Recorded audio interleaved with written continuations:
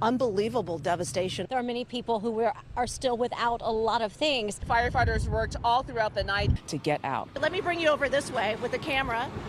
Right in front of me here, you can kind of see back in there at this home where they're doing some work. And we're going to go in as close as we can without disturbing them, but they're trying to get this house prepared. They're breaking in the windows there, spraying water up into the eaves because a lot of these embers are getting up under the eaves into attics, and that's how the fire is spreading. And we're going to walk up the block here and give you a better view at some of the other homes that they're dealing with. These are stretched between all the houses here, with firefighters really just doing their best to protect at this point. They tell us they've had to give up on a number of homes that they know they can't save. And the wind keeps picking up, which is, you know, what's blowing these embers. You can see some hot embers there on the ground. And if we come up to this house here, this is one of the ones they couldn't save, unfortunately. You can see it's just a shell of a home at this point. Firefighters still there, though, making sure that they get the hot spots out. They are stretched thin, though. I mean, on this house, on this block rather, alone, 3 separate fires burning. Because if we pan to our left here, you can see also this corner lot. I believe that was a house at some point, but we could not really make it out once we got here because it is completely destroyed. One of the new developments out here, this entire strip mall has been sealed off by the LAPD, and that's because it is now a crime scene investigation out here that's underway. 2 investigations actually underway. One by arson investigators into what sparked the fire. The second by LAPD detectives. They're looking into whether a marijuana dispensary and grow area, which is part of the area that burned, was licensed and complying with all laws. Nearby business owners want some answers. A lot of smoke. Albert Gibbs' store survived the fire that raced through this Sylmar strip mall. He's trying to figure out how much the heavy smoke and loss of power will cost him. I have milk, bread, but it is there. I mean, thank God it's there. 3 businesses were destroyed. The owners of what was a Mexican restaurant told us they're heartbroken. It just opened 1 month ago. Also lost a convenience store and a marijuana dispensary. More than 100 firefighters worked for almost 3 hours to put the fire out. One of the big challenges, this signage facade, which collapsed. We trained for these types of incidents. We established a collapse zone, and when it did collapse like we anticipated, no firefighters were injured. She's very stressed. It's all of our money in there, our life. But firefighters were able to stop the flames before they reached Itzel Martinez's mother's store. They protected a total of 3 businesses here, as well as a nearby motel and a home. Now investigators will turn their attention to exactly how and where the fire started. We're about 3 miles outside of Wrightwood along Lone Pine Canyon Road, and with the snow really coming down, we found lots of drivers pulled over, putting on those chains. Being that my truck started fishtailing, figured that was a good indication. Brandon Williams took the day off work for some snowboarding fun. He easily got his chains on, then tried to help a struggling stranger. So I'm gonna back up here and try and get these on. Unfortunately, one of her chains just wouldn't stay on, so she gave up and turned around.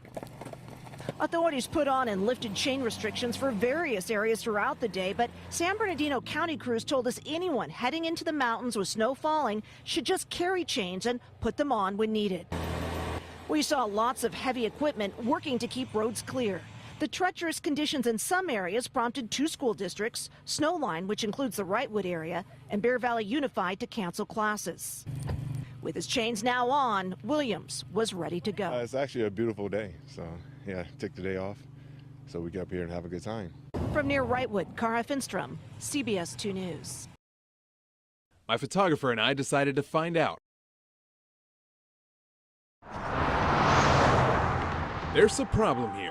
It's not the traffic, but what's around it.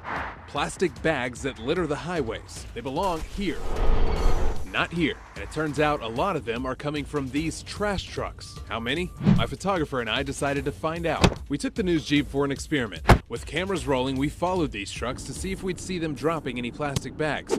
And boy, did we. It's been a real problem. These trailers haul the city of Raleigh's trash from a transfer station to the landfill near Apex. We followed several trucks on their trips, and this one had 23 plastic bags fly out. So we first took our video to Wake County Solid Waste Director John Robertson. checked out some of the trucks, and you see bag after bag after bag coming from these trucks. Is it a concern for you guys? Yeah, certainly. It's something we've been aware of for probably 6 months to a year. And you might be thinking, well, okay, what's 23 bags? But they add up quickly. The company usually runs 10 trucks who make at least 3 trips a day, 6 days a week. Based on the trucks we followed, they lost on average about 15 bags each trip. At that rate, these trucks can drop more than 2,500 bags in a week and more than 135,000 in a year. We contract with a company called Stafford Transport of NC.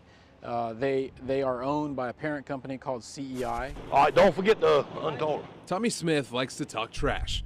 Trash business, that is. He works for Custom Ecology Incorporated and says the problem started when they switched to automated tarps that left gaps in the front and the back of the trailers. What I'm experiencing is as the wind hits the trailer, goes over, it creates a vortex, it makes that thing flat. It would literally suck a light bag or a light piece of paper out.